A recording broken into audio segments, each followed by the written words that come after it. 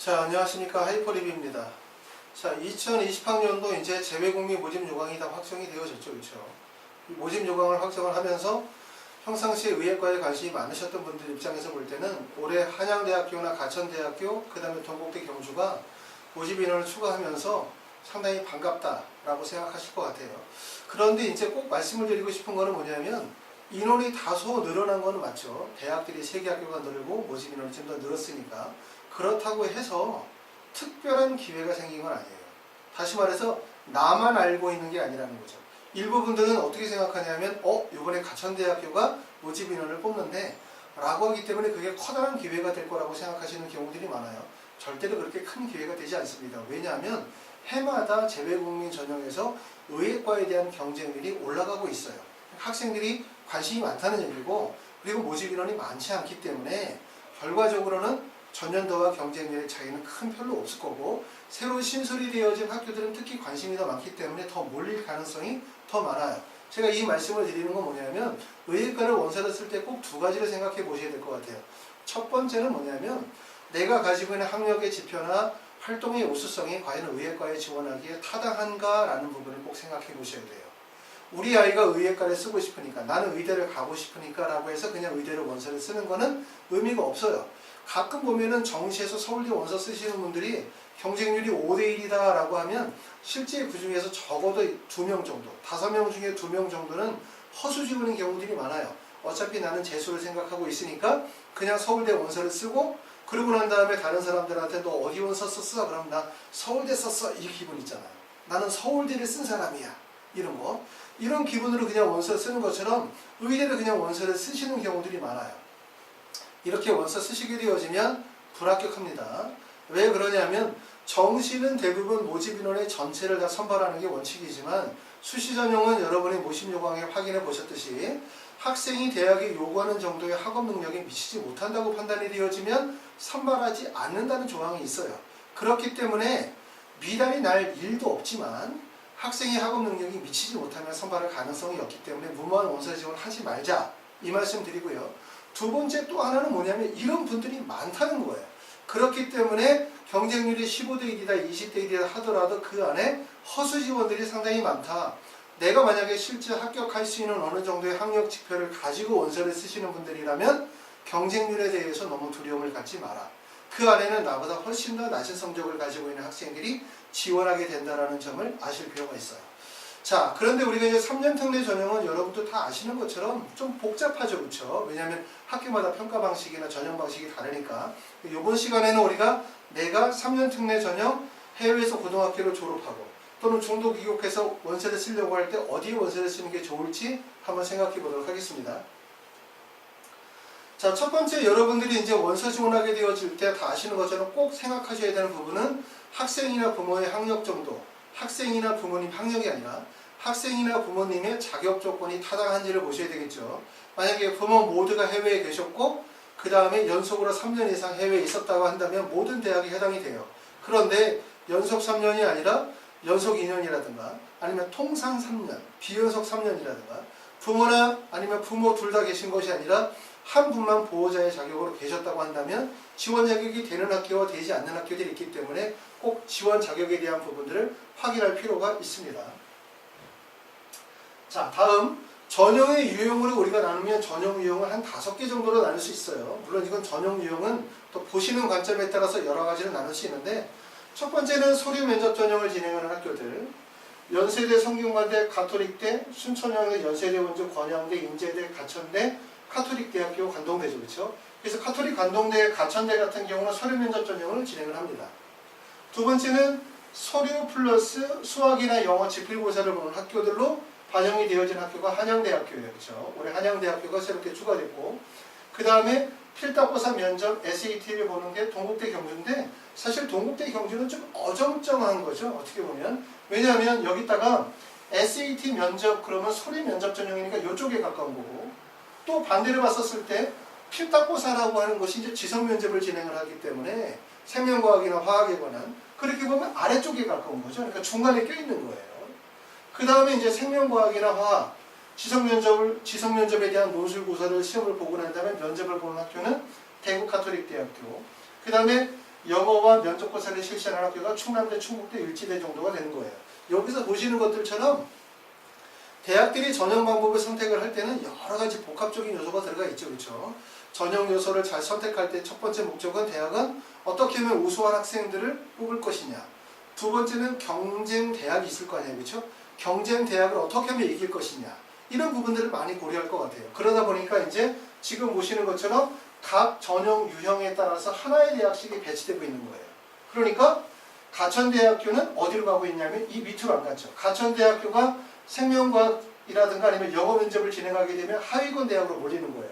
그렇기 때문에 제 생각으로는 가천대학교가 일부러 서류 면접 전형을 택하게 되어지는 이유들은 여기에서 경쟁을 삼는 게 연세대 원주나 순천향대와 경쟁을 삼아서 학생들이 지원을 하게 할 의도를 가지고 있다라고 볼 수 있는 거죠. 그렇죠? 두 번째는 한양대학교가 지필고사를 지원 보는 이유들은 결국은 한양대와 고려대가 연결이 되는 거예요. 한양대, 고려대, 중앙대 라인이. 그렇기 때문에 한양대가 이쪽에서 만약에 수학 지필고사를 보게 되어진다면 사실상 어떻게 보면 수학 지필고사를 보는 학교들 중에서는 가장 상위 대학이라고 할 수 있어요.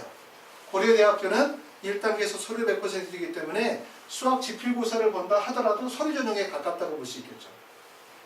그 다음에 동국대 경주는 원래는 동국대 경주가 어디로 가야 되냐면 이쪽으로 가야 되겠죠. 대구 가톨릭 대학교나 건양대 같은 학교에 이러한 지성면접 전형으로 가야 되는데 여기다 이제 SAT를 묶음으로 인해서 어떤 거냐면 지필고사에서 ATS 점수가 1500점 이상이 되어지는 학생들, 그렇죠? 그런 학생들 중에서 상위 대학으로 몰리기에는 좀 애매한다든가. 그래서 중간에서 어느 정도의 포지션을 잡는 거죠, 그렇죠? 본인 대학들이. 그렇기 때문에 이제 이러한 그 대학들이 전형 방법을 선택을 하는 데에는 좀 전에 말씀드렸던 것처럼 우수한 학생들을 뽑기 위해서 또는 경쟁이 되는 대학들과의 경쟁들 속에서 자신의 어떤 그 대학으로서의 위상을 높이기 위한 이런 전략들이 많이 좀 숨어져 있다. 이렇게 볼 수 있을 것 같습니다. 자, 그럼 이제 요 안에서 우리가 하나씩 전형별로 한번 구분을 해보도록 할게요. 서류평가 전형을 실시하는 학교들은 연세대부터 시작해가지고 인제대까지가 있어요. 그렇죠? 여기가 대부분 다 서류평가 전형이라고 평가할 수 있겠죠. 대부분의 대학교는 자기소개서를 다 제출하지만 건양대학교는 자소서를 제출하지 않고 추천서도 없습니다. 그렇죠? 그리고 이제 활동 증빙 서류도 제출하지 않아요. 추천서는 여러분이 아시는 것처럼 국내 대학 입시에서는 2021학년도부터 추천서가 폐지가 되어져요. 그리고 추천서가 국내의 학교생활 기록부에 보면은 행동특성 및 종합의견이라는 게 있는데 행동특성 및 종합의견에서는 뭘 하냐면 학생이 수업 중에 학교 활동 중에 보였었던 여러 가지 행동에 대한 부분들을 선생님이 적는 거죠. 그러다 보니까 그 내용이 추천서의 내용과 다소 겹치는 부분들이 많아요. 그래서 예전부터 추천서가 별로 의미가 없다. 무용론에 대한 얘기들이 많이 나왔어요. 그렇죠? 그렇기 때문에 이제 2021학년서부터 추천서가 폐지가 되어지는 쪽으로 가닥이 잡혔기 때문에 재외국민 전형에서도 사실 추천서가 별로 의미가 없어요. 그렇죠? 그렇기 때문에 추천서 잘 쓴다고 해가지고 좋은 점수 받는 거 아니다. 추천서는 사실상 제가 볼 때는 영향력이 거의 0%다. 이렇게 볼 수 있어요. 근데 추천서가 중요한 이유는 뭐냐면 국내 입시에서는 영재고 과학고 학생들이 의대로 빠져나가는 걸 막기 위해서 교사 추천서를 필수로 제출하게 하는 학교들이 있어요. 그러면 영재고 과학고 학생들이 추천서를 제출할 수 없겠죠. 학교에서 안 써주니까. 그러니까 영재고 과학고 학생들이 의대를 지원하는 것을 좀 차단하기 위한 목적으로 활용이 되어지고 있어요. 하지만 그 추천서가 이제 폐지가 되어질 겁니다. 그렇기 때문에 재외국민 전형에서도 추천서를 제출하는 경우에 이 추천서가 얼마나 영향력이 있을까. 그래서 뭐 추천서를 막 그 나라의 지역에서 아주 높으신 뭐 상원의원한테 추천서를 받아서 제출하면 도움이 되지 않을까. 뭐 추천서를 하나가 아니라 뭐 2개, 3개 내면 어떨까 이렇게 물어보시는 분들 계시지만 제 의견은 의미 없습니다. 추천서는 영향력이 크지 않다 이렇게 볼 수 있어요. 자, 여기 학교에서 보시면은 연세대 가톨릭대, 성균관대, 연세대 원주까지는 그냥 한 라인이에요. 대부분 학생이 이제 가지고 있는 학력 지표가 높은 학생들이죠. 이런 활동 증빙 서류를 제출할 수 있는 학생들, 뭐 IB라든가 AP라든가 SAT라든가 공인화학 성적들이 대부분 다 필수적으로 제출이 되어지는 학생들인 경우에는 연세대부터 시작해서 가톨릭 여기 연세대 원주까지 쓰는 경우들이 일반적이죠. 그렇죠? 그리고 가톨릭 관동대학교도 원서를 쓸 수 있긴 하지만 가톨릭 관동대학교하고 연세대 원주하고는 약간의 격차가 좀 벌어져 있어요. 그렇기 때문에 일반적으로 여기까지 잘 안 쓰죠. 학력지표가 우수한 학생들은. 그런데 이제 요번에 어디까지 쓰냐면 연세대, 카톨릭대, 성균관대, 연세대 원주, 그 다음에 순천향대 정도까지를 원서를 쓰신단 말이에요. 그런데 이제 여기에 가천대학교가 추가된 겁니다. 그러니까 사실상 가천대가 이 끝에 붙은 거죠. 그러니까 원서 지원의 폭이 서류 전형을 진행하시는 입장에서 볼 때는 연세대, 카톨릭대, 성균관대, 그 다음에 연세대, 원주, 가천대, 순천향대까지가 묶였다라고 볼 수 있어요. 카톨릭 간동대는 그 밑으로 갈 수 있고, 물론 대학의 높낮이에 대한 부분이나 대학에 대한 선호도에 대한 부분들은 보시는 사람의 입장에서 좀 다 달라요. 그렇죠? 근데 제가 이제 전체적으로 입시를 보는 관점에서 입장에서 그냥 말씀을 드리는 거니까 오해하지 않도록 하시기를 바랍니다. 자, 인제대나 건양대 같은 경우도 마찬가지로 1단계에서 서류평가 전형이긴 하지만 사실 이 대학들은 서류평가로 해서 1단계 100%를 뽑긴 하지만 사실 서류 전형이라고 보기는 좀 되게 애매한 부분이 있어요. 왜 그러냐면 1단계에서 서류를 뽑고 난 다음에 2단계에서 면접의 비중이 100%거든요. 면접의 비중이. 그리고 이 면접이 인제대 같은 경우는 지성 면접을 진행을 하죠. 구술 테스트로 생명과학 원투나 화학 원투에서 국내 교과 과정에 대한 지성 면접을 진행한다고 했고, 그 다음에 건양대 같은 경우도 2단계에서 면접이 100%예요. 그러니까 사실상 이거를 1단계 서류평가, 2단계 면접으로 보지 말고 1단계, 2단계를 뒤집어서 생각하시면 사실 이게 1단계의 심층 구술 면접이 100% 있는 전형인 거예요. 그러니까 이 인제대학교, 건양대 같은 경우들은 서류평가제 전형이라기보다는 사실상 면접 전형에 가깝다라고 볼 수 있습니다. 그렇기 때문에 내가 서류에 대한 학력지표의 우수성이 입증이 되어지는 분들, 표준화되어진 학력지표라든가 활동의 우수성, 그러면 이런 부분들이 자기소개서를 작성하기에 타당한 이런 학력지표를 가지고 계신 분들 입장에서 볼 때는 원서 지원을 연세대, 카톨릭대, 성균관대, 연세대, 원주, 그 다음에 가천대, 순천향대 이렇게 원서를 쓰시게 될 가능성이 높고, 제일 마지막에 이제 카톨릭 간동대가 그 뒤에 붙겠죠. 인제대나 건양대 같은 경우들은 사실 좀 전에 얘기했었던 거 서류 전형이라기보다는 생명과학이나 화학과 같은 지성 면접의 전형이라고 볼 수가 있어요. 그렇죠? 맞죠? 그래서 가천대는 어디와 경쟁하게 될 가능성이 높지 않냐면 가천대가 연세대, 원주, 가천대, 순천향대가 사실상 비슷한 대학이라고 볼 수 있어요. 국내 대학 입시에서도 정시에서도 세 개의 대학이 가나다 분배열은 서로 다르지만 점 상태가 사실상 유사한 점수대이기 때문에 세 개 대학이 같이 경쟁할 가능성이 높기 때문에 이 세 개 대학 내에서 경쟁률이 분산될 가능성이 높다.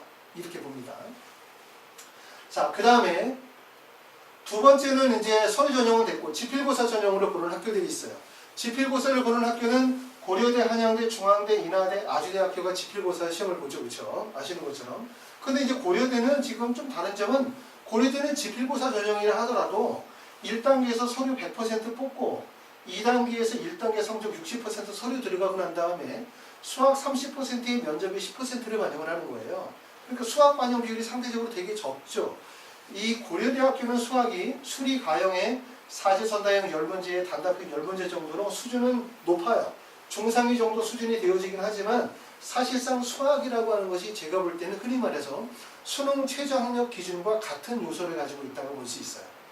이해되시죠? 그러니까 내가 만약에 서류의 지표가 아주 우수하고 학생이 가지고 있는 표준화되어진 학력지표의 지표 자체가 아예 높다. 그런 분들은 앞에 보였었던 것처럼 서류 전형으로 해서 연세대, 카톨릭대, 성균관대학교, 연세대, 원주나 순천향대 이런 대학교를 원서를 쓰시는데 내가 만약에 그런 학교를 원서를 쓰긴 쓰지만 학생이 가지고 있는 학력의 지표가 절대적으로 높은 것은 아니다. 다소 좀 부족한 점이 있다. 라고 판단이 되시는 경우에는 고려대로 원서를 쓰시는 게 되게 좋아요. 왜냐하면 고려대를 실제 합격한 학생들이 어디에 붙느냐면 고려대로 붙은 학생들이 성균관대학교나 카톨릭대학교나 연세대, 원주나 순천향대 이런 학교들을 붙을 가능성이 있거든요. 그러면은 이동할 가능성도 발생이 되어진다는 거예요. 그렇기 때문에 고려대학교는 수학이 어렵긴 하지만 수학 자체가 어떤 거다? 수능에서 얘기하면 수능 최저학력 기준과 같다라고 할 수 있기 때문에 실제 수학의 난이도는 높지만 수학의 실제 결정권은 그렇게 높지 않을 수 있다는 거예요. 그리고 여기는 서류 전형이라고 하기 때문에 서류 지표가 우수한 학생들은 다른 대학으로 붙을 수 있기 때문에 추가 합격 가능성도 발생이 되어질 수 있다. 이거죠. 그래서 내가 고려대학교 수학 문제를 풀어봤더니 너무 어려워. 도저히 할 수가 없어.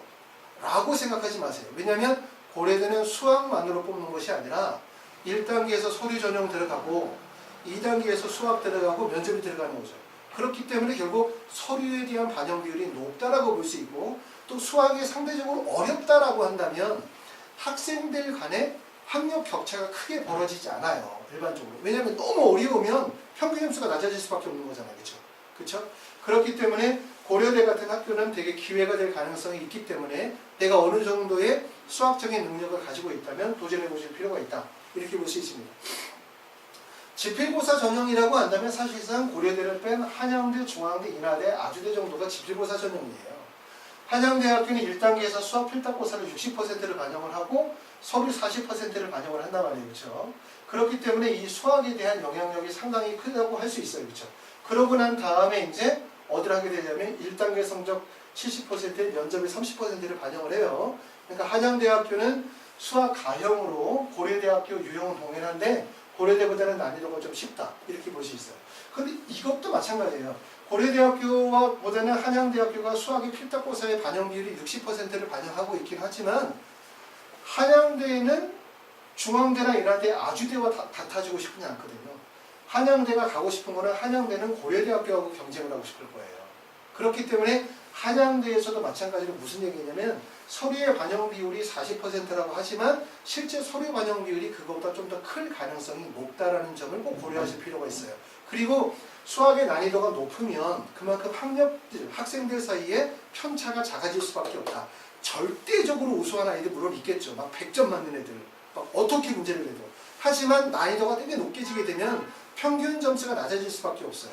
그리고 이런 전형들의 원서를 쓰는 경우들은 서류가 들어가기 때문에 아까도 말씀드렸지만 국내 중도 귀국하고 난 다음에 국내의 학력 지표를 가지고 들어가시는 분들보다는 사실상 해외에서 고등학교를 다 졸업하고 어느 정도 서류에 필요한 학력 지표를 갖추고 난 다음에 그러고 난 다음에 지필고사를 준비하시는 분들이 많다 보니까 사실상 고려대나 한양대의 수학의 난이도가 높다 하더라도 해외에서 대부분 고등학교 과정을 공부하고 들어오시는 분들이다 보니까 실제 학력 격차가 많이 벌어지지 않는다. 이 점도 우리가 생각해 볼 필요가 있어요. 그렇죠? 그렇기 때문에 여기도 한양대도 사실상 수학이 60%, 그 다음에 서류평가 40%라고 하지만 서류에 대한 반영 비율이 높을 수밖에 없다는 점을 이해하실 필요가 있어요. 그래서 이 두 개의 학교는 이렇게 보겠죠.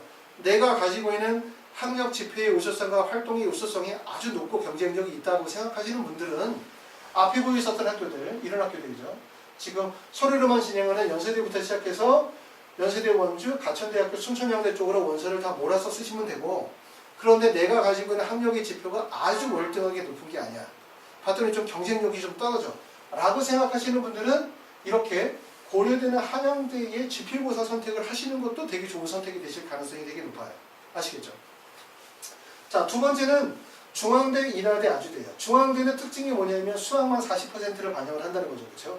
그리고 이 수학이 40%를 반영하니까 나머지는 인하대학교, 아주대는 수학하고 영어를 반영하게 되어지고 여기는 수학만 반영하는 경우예요.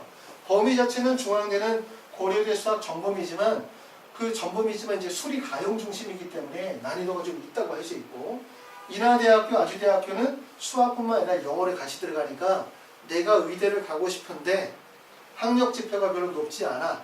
나는 지필로 가고 싶어. 그런데 나는 수학이 그렇게 강점이 있는 게 아니야. 라고 하시는 분들은 대부분 수학과 영어가 같이 들어가는 이런 전형들을 선택할 가능성이 높아요. 그렇죠? 그렇죠. 근데 이런 선택들은 일반적으로 인하대나 아주대 같은 경우는 추함률이 상당히 떨어지죠. 추함률이 거의 없다고 봐야 돼요. 왜냐하면 이 전형들은 위에 있는 대학들과 연결이 안 되잖아요. 그렇죠? 중앙대나 인하대와 아주대를 쓰는 학생들이 중앙대, 한양대나 아니면 서류 전형의 대학들에 붙을 수 있는 가능성은 많지 않아요. 왜냐하면 인하대, 아주대를 쓰는 학생들은 결국은 지필고사 전형이기 때문에 서류 평가에 대한 학력 지표가 높지 않은 학생들이 대부분 원서를 쓸 거란 말이에요. 그래서 가급적 여러분들이 원서를 쓰시게 되어질 때는 고려대, 한양대, 중앙대 정도의 학교들이 실제 추가 합격 가능성도 상당히 높고, 그 다음에 수학의 지필의 난이도는 높다 하더라도 학생들끼리 학력 차이가 크게 벌어지지 않는다는 점, 이런 점들을 고려하기 때문에 내가 어느 정도의 학력 지표를 가지고 있다면 도전해 볼 가능성이 있어요. 그런데 학생이 가지고 있는 수학적인 게 수리 가형에 대한 부분이 안 된다라든가 수학적으로 되게 어렵다 또는 영어는 나는 상대적으로 잘한다. 그럼 어쩔 수 없이 인하대나 아주대로 원서를 쓰셔야 되는데 이 전형을 쓰시게 되어지면 사실상 고립될 수밖에 없죠. 그렇죠? 왜냐하면 영어하고 수학 지필고사 전형으로 의대를 선발하는 대학이 사실상 2개 정도 대학밖에 없기 때문에 결국 의대를 갈 수 있는 마지막 문이라고 할 수 있어요. 여기는요. 그러니까 추가합률이 사실상 많이 돌지 않겠죠. 그렇죠? 자, 그래서 이제 지필고사 전형은 지필이라고 하더라도 그게 수리 가형이라 하더라도 지필의 반영 비율이 60%가 반영이 된다 하더라도 실제로는 어떻다? 소리 평가에 대한 반영 비율이 높을 가능성이 되게 높다. 더군다나 이제 수리 가형으로 해서 난이도가 높게 되어지면 학생들끼리 학력 차이가 적어질 수밖에 없고, 그리고 이 대학들이 서류가 들어가기 때문에 국내에 들어오셔가지고 조기 귀국해서 고등학교 1학년까지만 마치고 난 다음에 1학년 2학기부터 국내에 들어와가지고 그냥 지필고사만 엄청나게 준비하신 분들, 이런 분들은 사실 별로 없는 거예요. 서류 반영이 들어가기 때문에. 대부분 이제 해외에서 고등학교를 졸업하고 들어오시는 분들이 많다 보니까 결과적으로 학생들끼리 수학의 격차가 크게 벌어지지 않을 가능성이 높다는 점이고, 또 이러한 대학들은 앞에 보이셨던 학교들, 연세대학교나 카톨릭대나 성균관대와 같은 이 서류 제열 전형으로 연결이 될 수 있기 때문에 추가 합격 가능성이 회전될 가능성도 되게 높은 거예요. 그렇죠? 물론 이제 이렇게 얘기하더라도 내가 가지고 있는 학력의 지표가 그 정도의 학력 지표를 가지고 있어야만 가능한 거지, 입시에서는 특히 수시는 수시 전형이잖아요. 수시에서는 특별한 요행수가 없다는 점을 꼭 아셔야 돼요. 정시는 내 성적이 예를 들어 합격 점수가 400점인데 다른 애들이 390점의 원서를 쓰는데 내가 360점으로도 뚫어볼 수 있는 방법이 있어요. 그렇죠? 하지만 수시는 아까 말씀드렸던 건 학생이 그 대학이 요구하는 정도의 학력 지표에 미치지 못하면 합격할 가능성이 없어요. 그리고 경쟁률 자체가 높기 때문에 그런 기회가 열리지 않는다. 그러므로 내가 가지고 있는 학력 지표와 활동의 유수성이 타당한지에 대한 부분들을 꼭 고려하실 필요가 있고, 준비를 잘해왔다. 내가 지금까지. 그러면 그냥 서류 면접으로 가시면 되고, 내가 준비를 해오긴 했는데 다소 좀 부족한 점이 있다 라고 생각하시면 지필고사, 수학 지필고사를 보는 고려대, 한양대, 중앙대를 타겟팅 하시는 게 되게 좋고요. 그런데 내가 수학적으로 봤었을 때 수리 가형을 하기에는 벅차다. 그렇죠? 라고 판단되어지고 영어와 수학의 강점이 같이 있다고 생각하면 거의 1단계에서 수학하고 영어 만점을 맞겠다는 도전으로 생각으로 인하대와 아주대를 지원하실 수도 있습니다. 자, 다음으로는 면접고사를 실시하는 학교들이 있어요. 자, 면접고사는 일반적으로 이제 의대 면접은 뭐 흔히 말해서 제출한 서류를 기반으로 하는 인적성 면접 있죠. 근데 인적성 면접을 통해 가지고는 학생의 학업 우수성을 평가할 수 없잖아요. 그렇죠? 뭐 의사로서의 소명감, 직업 윤리의식, 그 다음에 학생의 인성 가치관 이런 걸 평가해 가지고는 그걸 가지고서 학생의 어떤 학업 우수성을 평가할 수는 없으니까 결과적으로 이렇게 지성 면접 중심으로 갈 수밖에 없는 거예요. 그래서 해당되는 학교들이 대구 카톨릭대나 동국대 경주, 인제대학교, 건양대 정도가 우리가 면접 전형이라고 볼 수 있는데, 차이점은 뭐냐면 대구 카톨릭대는 앞에서 필기고사 100%라고 했어요. 그렇죠? 그래서 필기고사라고 하면 생명과학 500점, 그 다음에 화학 500점 하니까 이거는 얘는 그냥 생명과학, 화학, 지필고사 또는 면접고사라고 할 수 있겠죠. 논술고사라고도 할 수 있고 이렇게 구분되어지는데, 인제대나 건양대는 원래는 그냥 서류 전형이라고 이해할 수 있어요. 하지만 아까 얘기했죠. 2단계에서 진행하는 면접 구술의 비율이 100%이기 때문에 사실상 이거는 그냥 면접으로 뽑는다라고 해도 다르지 않아요. 그렇기 때문에 인제대나 건양대 같은 학교는 심층 구술 면접 중심의 전형이다라고 구분할 수 있습니다. 자, 그래서 대구 카톨릭 대학교는 1단계에서 생명과학과 화학에 대한 필탁고사를 보고 난 다음에 5배수를 선발해서 2단계에서 이제 면접을 진행하니까 아무래도 2단계 면접은 면접 비중이 100%라 하더라도 인적성 면접으로 갈 가능성이 높고요. 두 번째는 동국대 경주는 필탁고사 40%예요. 근데 필탁고사가 여기 나와 있는 것처럼 생명과학 1, 2, 화학 1, 2라고 하는 거니까 대구 카톨릭 대학교하고 유사하죠. 필탁고사 시험 보고 면접 20%, SAT 40%니까 이제 요런 거는 서류 전형과 면접 전형을 같이 절충하고 있다고 볼 수 있고, 인지대학교는 1단계에서 서류 40%, 보지만 2단계에서 심층구술 면접이 100%예요. 그러니까 학생들이 생각할 때 이렇게 생각하는 사람도 있죠. 난 서류가 부족하니까 그리고 1단계에서 5배수 뽑으니까 1단계 통과하고 난 다음에 우리가 심층 구술 면접으로 한번 노려보자.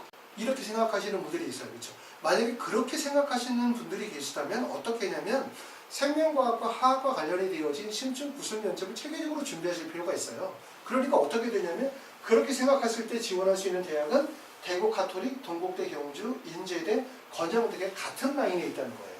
그렇죠? 생명과학과 화학과 관련이 되어진 지성 면접을 준비하면서 합격을 노리실 수 있는 4개의 학교라고 볼 수가 있습니다. 자, 다음으로는 이제 공인 영어 성적 플러스 면접을 진행하는 학교예요. 이런 학교들도 사실은 공인 어학 성적이 여기서는 충남대학교는 1단계에서 3배수 공인 어학 성적 100점, 100% 들어가죠. 그렇죠? 보통 이제 공인 어학 성적만으로 1단계를 선발하다 보니까 토플 성적 같은 경우는 120점 만점 중에서 거의 합격을 노리시는 분들은 뭐 118점, 119점, 뭐 120점 정도 이 정도가 점수가 되는 경우들이 많거든요. 하지만 내가 만약에 지원하고자 한다면 적어도 제 생각으로는 토플 IBT 115점 정도 이상은 되셔야 1단계를 합격할지 안 할지를 고려하실 수가 있어요. 그렇죠? 자, 충북대학교는 원래 1단계에서 8배수였다가 지금 4배수로 좀 낮췄어요. 그렇죠? 공인어학 성적 마찬가지로 100%. 그 다음에 을지대학교는 공인어학 성적이 20% 반영하고 면접이라고 할 수 있는데 이 대학도 사실은 충남대, 충북대, 을지대도 면접 전형이라고 볼 수 있어요. 앞에 있는 학교하고 동일하죠. 그렇죠?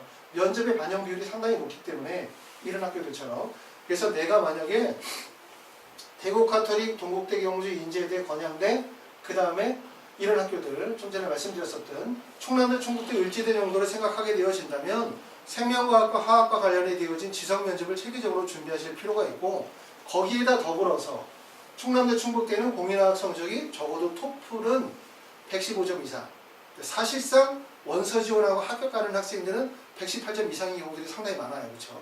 그러니까 조금 더 나은 점수를 갖도록 노력하시는 게 좋고 115점 이상은 되셔야 원서 지원이 될 것 같다는 생각이 들고요. 그 다음에 이제 대구 가톨릭, 동국대 경주, 인제대, 건양대는 뭐죠?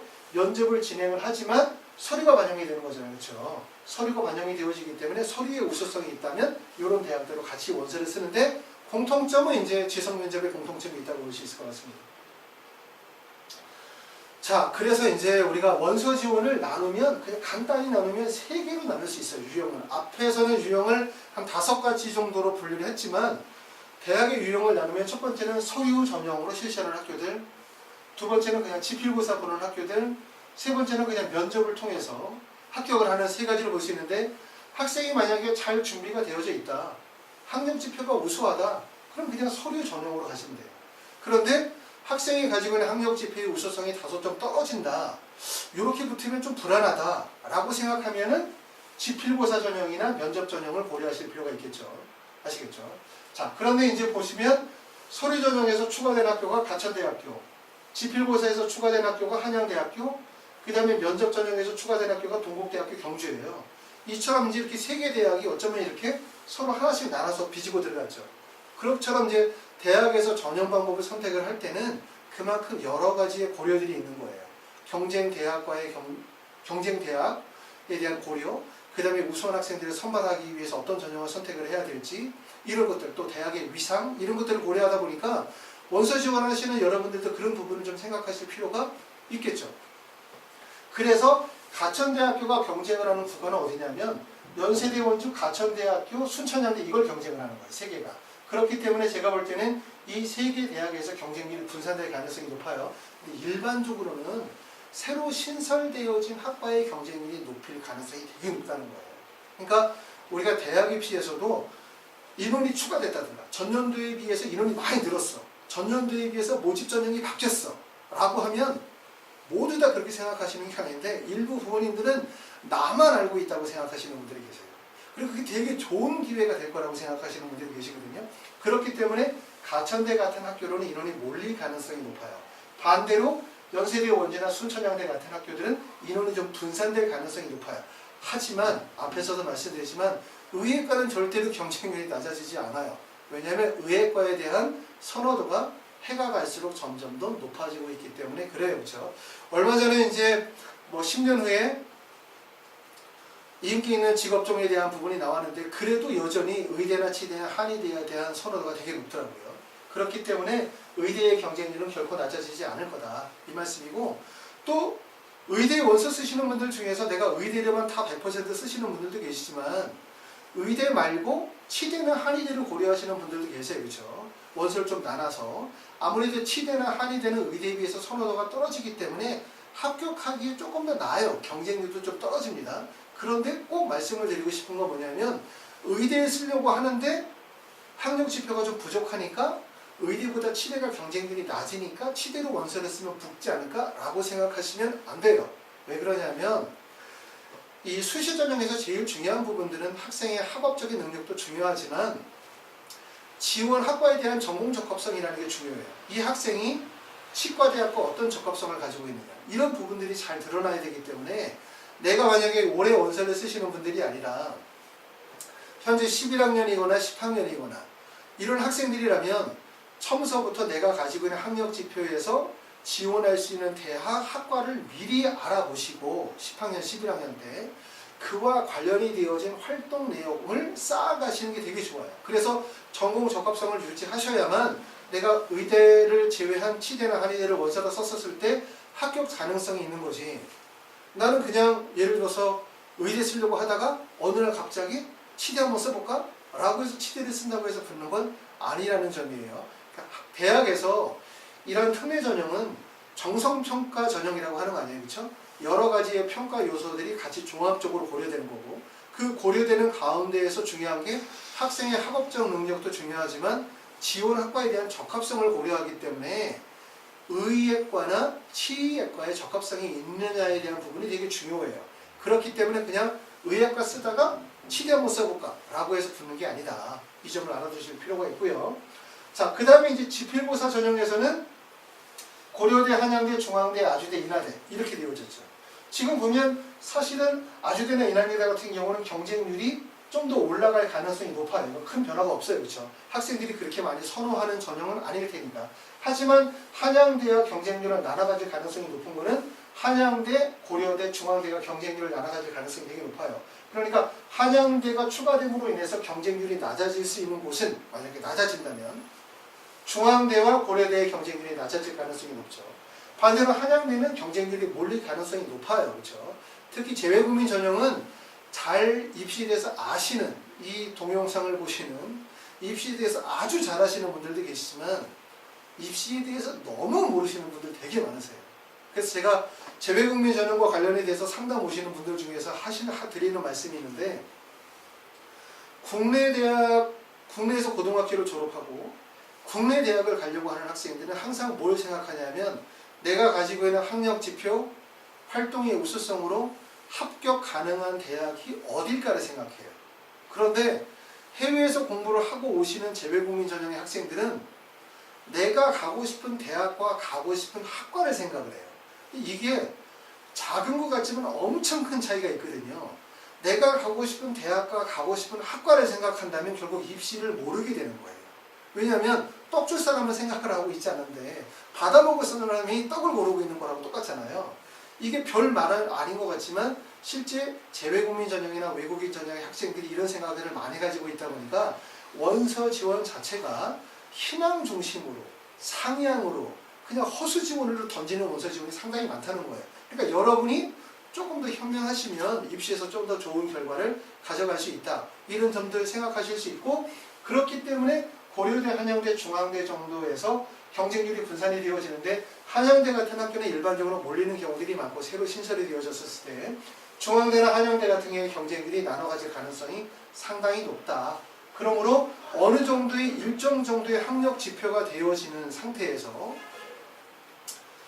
수학에 대한 지필고사가 잘 체계적으로 준비가 되어진다면 고려대, 한양대, 중앙대가 어찌 보면은 아주대, 인하대보다 붙기가 좀 더 쉬운 학교일 수 있어요. 그렇죠? 아시겠죠? 자, 그 다음에 이제 면접 전형을 실시하는 학교들은 인제대, 충남대, 충북대, 을지대, 건양대, 대구 카톨릭대, 동국대, 경주가 면접 전형을 실시하게 되는데 사실 올해 입시에서는 조금 더 관심을 가졌으면 좋겠다라고 생각하는 학교들은 여기에요. 면접 전형을 시키는 학교들. 왜냐하면 이쪽으로 대학이 가천대학교나 한양대 같은 학교들이 추가되어지면서 학생들이 선호하는 선호도가 높은 대학들은 대부분 서류 전형이나 지필고사 중심의 전형들이거든요. 그쵸? 그런데 이제 이쪽 대학들, 면접 전형을 실시하는 학교들은 학생들의 선호도가 다소 떨어질 수 있는 학교들이에요. 그렇기 때문에 요게 한양대가 가천대가 신설이 되어짐에 따라서 사람들의 관심도가 서류나 지필 쪽으로 더 몰릴 가능성이 높고, 그렇기 때문에 내가 만약에 어느 정도의 서류, 학력 지표를 갖추면서 지성 면접에 대한 준비를 좀 더 체계적으로 한다면 충남대나 충북대, 을지대, 건양대 이런 학교들, 동국대, 경주는 될 수 있으면 피하고 신설되는 학과는 경쟁률이 대부분 몰리기 때문에 피하시는 게 좋아요. 이런 학교에서는 전년도보다 합격이 조금 더 쉬워질 가능성이 높다는 거죠. 그렇죠? 그래서 제가 볼 때는 올해 입시에서 우리가 조금 더 노려본다면 내가 만약에 수학이 좀 가능하고 그 다음에 서류 지필 능력이, 그러니까 표준화되어진 학력 지표의 우수성이 어느 정도 입증이 되는데 높진 않지만 수학의 지필이 가능하다면 고려대, 한양대, 중앙대를 노려보시는 게 좋고요. 그 다음에 두 번째, 내가 수학은 안 되고 생명과학이나 화학과 관련이 되어진 이런 지성 면접이 어느 정도 된다. 그리고 나는 표준화되어진 학력 지표가 높진 않지만 어느 정도 가지고 있다 라고 한다면 이런 학교를 삼을 수 있어요. 면접 전형은. 또는 공인화학 성적이 내가 토플 IBT 봤더니 115점 이상의 점수대는 된다 라고 한다면 이쪽으로 갈 가능성이 높아요. 왜냐하면 여기에 대학들이 되게 세분화되어져 있기 때문에 면접 전형이 기회가 될 가능성이 높다고 생각이 되어집니다. 자, 이렇게 보시고요. 자, 그래서 이제 지원 전략. 그럼 우리가 어떻게 원서를 쓰면 좋을 것 같냐. 물론 이렇게 1, 2, 3, 4, 5로 구분을 해놨지만 모든 학생들이 1번 쭉 쓰고 2번 쭉 쓰고 3번 쭉 쓰는 건 아니죠. 첫 번째는 서류 전형에서 상위의 스코어를 가지고 있는 학생들은 일반적으로 연세대, 카톨릭대, 성균관대, 고려대, 순천향대, 연세대, 원주 이렇게 순서를 쓸 수 있어요.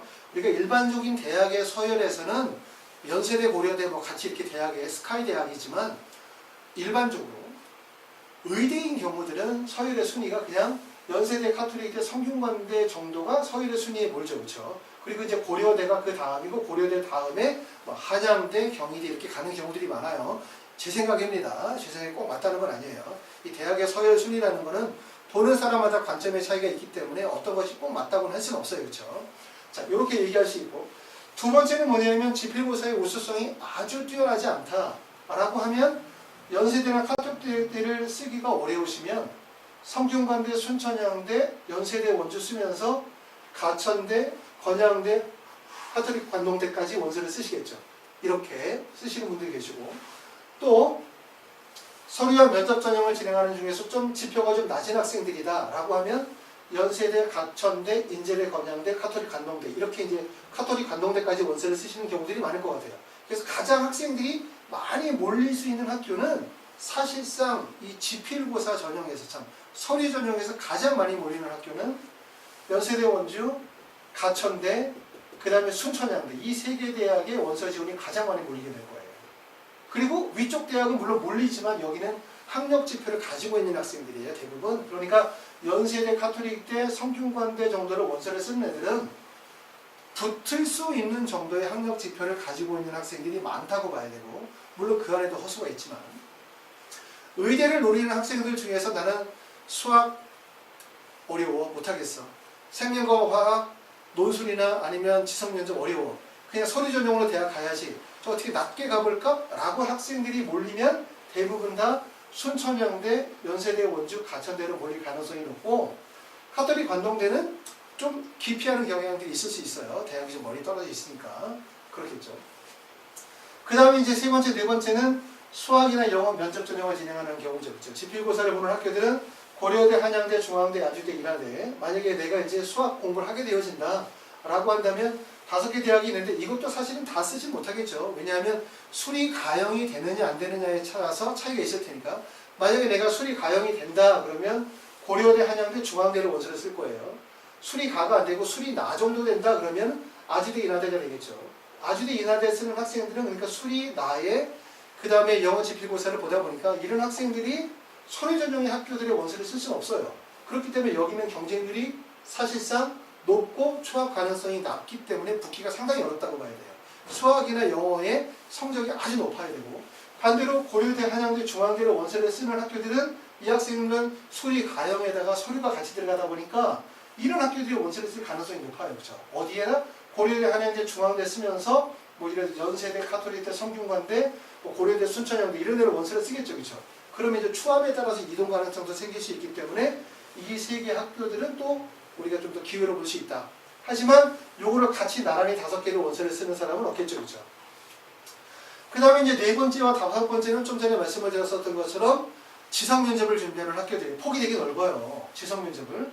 동국대, 경주 추가됐고 대구 가톨릭대, 인제대, 건양대, 충남대, 충북대, 을지대 등서 한 7개 정도의 학교들이 지성 면접을 준비하면서 진행하는 학교들이기 때문에 내가 만약에 학력 지표에 뚜렷한 우수성이 없다고 생각하시는 분들 입장에서 볼 때는 지금부터 면접 준비를 좀 더 체계적으로 해서 우리가 생명과학, 화학, 지성 면접 통해서 그 다음에 약간의 서류 능력, 그 다음에 거기에다가 내가 공인화학 성적이 장점이 있다면 공인화학사 이렇게 해서 이쪽 대학으로 타겟팅을 하시는 게 좋고, 아무래도 학생들이 몰리는 쪽은 어디로밖에 몰릴 수밖에 없냐면 서류 전형과 그 다음에 고려대나 한양대, 중앙대 같은 학교에 몰릴 가능성이 높아요. 그렇기 때문에 이런 면접 전형을 진행하는 학교들은 전년도에 비해서 다소 합격할 가능성이 좀 더 높다. 잘 준비하신다면 이렇게 보실 수 있을 것 같습니다. 자, 그 다음에 이제 해외고 졸업자에 대해서 좀 말씀을 드리면 여러분들이 이제 3년 특례 전형으로 국내 대학에 원서를 써요. 근데 좀 전에 보셨던 것처럼 3년 특례 전형으로 내가 만약에 서류에 우수성이 있다, 아니면 내가 수학 지필고사를 본다, 아니면 나는 면접을 통해서 대학을 간다 하더라도 원서 지원의 6개를 다 소진할 수 있기 때문에 우리가 일반적으로는 이렇게 해외고 졸업자 전형으로 원서를 쓰지 않는 경우들도 있어요. 하지만 이제 해외고 졸업자가 올해 좀 문이 많이 넓어졌어요. 뭐가 넓어졌냐면 첫 번째는 졸업연도에 대한 제한이 대부분 다 없어졌죠. 그렇기 때문에 내가 재수다, 삼수다, 사수다 이런 관계없이 지원이 다 가능하다는 거고, 그 다음에 이제 재외국민 전형에 비해서 모집 인원이 상당히 많아요. 그런데 지금 보시는 것처럼 해외고 졸업자와 그 다음에 재외국민 전형의 전형들이 사실상 되게 유사해요. 그렇죠? 유사하기 때문에 서울대 같은 경우 보면은 지원 자격이 고교 졸업자인데 고려대나 연세대 특기자 같은 경우는 국내외고 졸업자라고 해서 해외고 졸업자를 지정을 해놨고요. 그 다음에 서류의 면접 전형이면서 그 다음에 여기 활동과 학력 내역이 1단계에서 같이 반영이 되어지고, 그 다음에 2단계에서는 면접고사로 심층 구설 면접을 진행하게 되어져요. 모집 인원 자체가 많기 때문에 말씀드리는 거는 3년 특례 전형으로 내가 어느 정도의 학력이 우수성, 다시 말하면 표준화되어진 학력 지표를 가지고 있는 거예요. IB나 AP나 SAT나 SAT2나 뭐 ACT나 아니면 공인화학 성적과 같은 표준화되어진 학력 지표의 우수성이 있는 분이라면 해외고 졸업자의 전형을 같이 분산해서 원서를 쓰는 것을 생각해 보실 필요도 있다. 이런 말씀을 드립니다. 자, 나머지는 우리가 이제 그 내용은 지난번에 제가 동영상을 통해서 해외고 졸업자에 대한 부분들은 올려놨으니까 그거랑 참고해서 보시고, 자, 여기서 이제 말씀을 드리는 내용은 이 정도에서 마무리 짓고요. 아까도 말씀드렸던 것처럼 올해 이제 전체적으로 연세대부터 시작해서 동국대, 경주까지 해서 3년 특례 전형으로 의예과를 원서를 쓰시게 되어질 때 가천대나 한양대나 동국대, 경주가 3개과가 추가가 되어지면서 3년 특례 전형으로 의예과를 원서를 쓰시는 분들의 입장에서 볼 때는 좀 더 넓어졌다고 볼 수 있어요. 그렇죠? 길 자체가. 하지만 꼭 그것이 넓어졌다, 무조건 이제 기회가 될 수 있다 이런 것이 아니라 본인이 가지고 있는 합당한 합격 가능한 학력 지표를 본인이 가지고 있는지를 잘 판단하셔가지고 준비하시는 게 상당히 좋겠다 이런 말씀이시고요. 그리고 이제 이런 전형들은 모든 게 끝나는 전형이 아니거든요. 그러니까 여러분들이 지금 가지고 계시는 학력 지표를 그냥 대학에다 무조건 넣으면 그냥 무조건 합격 이런 게 아니죠. 예를 들어서 서류 전형이라고 한다면 서류 전형에서 1단계는 첫 번째 자기소개서 써야 되고 활동 증명서 써야 되고 제출하고 1단계 합격하고 나면 그 다음에 면접시험 봐야 되고, 그 다음에 지필고사 전형도 마찬가지잖아요. 내가 서류는 또 써서 내고, 그쵸?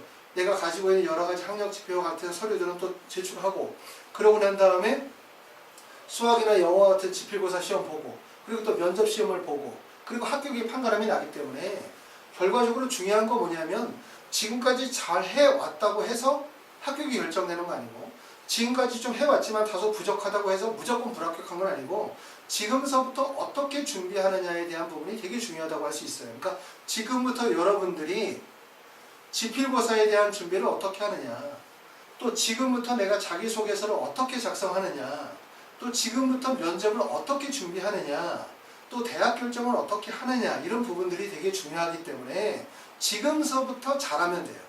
지금부터 잘 고민하셔가지고 하시면 되고, 제가 자기소개서 얘기가 나와서 자소서를 한마디만 얘기하고 이제 끝나면, 보통 학생들이 자소서를 쓰고 나서 첨삭을 하죠. 근데 첨삭하시는 분들은 대부분 다 인문사회계열 출신의 글 쓰는 분들이란 말이에요. 첨삭하시는 분들이 대부분 내가 의대를 간다고 해서 의대를 다니시는 분 또는 의대를 다니시는 분들이 직접 첨삭을 해주지 않죠.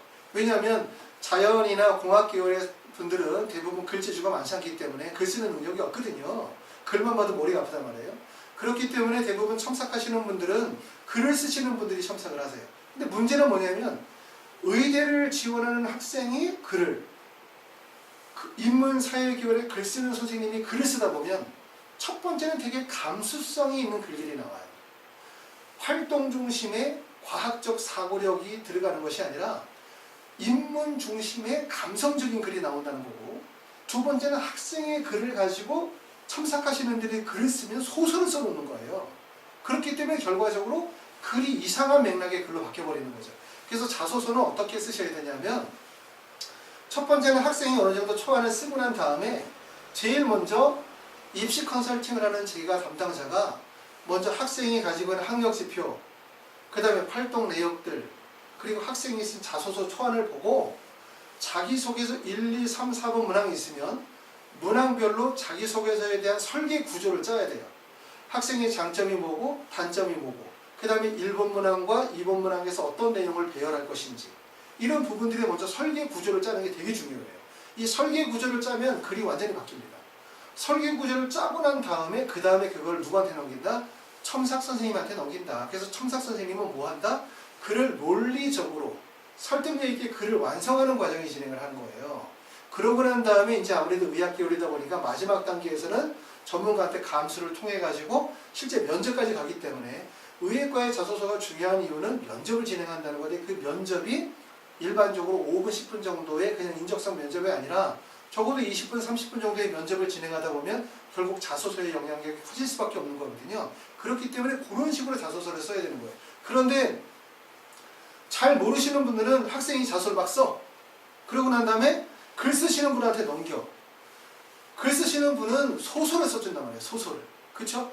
맞죠? 자연 계열의 학생이 글을 쓴 거를 문과 계열의 선생님, 매일 소설과 시를 쓰면서 했었던 분들이 만약에 자소서를 쓰게 되어지면 아주 감성적인 글이 나오면서 학생이 가지고 있는 과학적인 탐구 활동 능력과 과학적인 능력, 이런 자연 계열의 학생이 가지고 있는 특수성들이 사라져버리는 글들이 나오기 때문에 결과적으로 이상한 글, 학생의 우수성이 반영이 되지 않는 그런 글들이 나올 가능성이 되게 높다는 거예요. 그래서 자소서를 쓸 때는 먼저 좀 전에 말씀드렸던 것처럼 학생의 장단점을 분석을 해서 자소서를 먼저 설계 구조를 짜고, 그 구조 속에서 학생의 단점을 어떻게 커버할 것인지, 또 학생의 장점을 어떻게 부각할 것인지, 그리고 이게 면접이 있는 전형이라면 어떻게 면접에서 활용할 것인지, 그런 전체적인 계획을 짜고 틀이 완성이 되어지고 나면 그거를 마지막에 첨삭 선생님이 글자 수에 맞춰서 글을 완성하도록 그렇게 진행하시는 게 가장 좋습니다. 자, 어찌됐든 이제 요번에 의예과가 이러한 전형 방식을 택하고 있기 때문에 여러분들에게 좀 더 좋은 기회가 되고 합격할 가능성이 되어지기를 바랍니다. 감사합니다.